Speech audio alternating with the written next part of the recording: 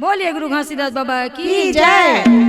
तया गोर लेबे हो फूल तो लेबे हो गिरौदपुरी के मेला जाए बरहे। तया गोर लेबे हो फूल तो लेबे हो गिरौदपुरी के मेला जाए बरहे। तया गोर लेबे हो फूल तो लेबे हो गिरौदपुरी के मेला जाए बरहे। तया गोर लेबे हो फूल तो लेबे हो गिरौदपुरी के मेला जाए बरहे।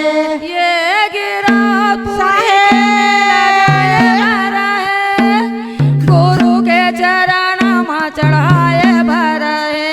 ये गिरौदपुरी के मेला जाए बरहे गुरु के चरण में चढ़ाए बरहे। ये गिरौदपुरी के मेला जाए बरहे गुरु के चरण में चढ़ाए बरहे। ये गिरौदपुरी के मेला जाए बरहे गुरु के चरण में चढ़ाए बरहे। तया गोर लेबे हो फूल तो लेबे ना गिरौदपुरी के मेला जाए बरहे। तया गोर लेबे हो फूल तो लेबे हो गिरौदपुरी के मेला जाए बरहे। तया गोर लेबे हो फूल तो लेबे हो गिरौदपुरी के मेला जाए बरहे।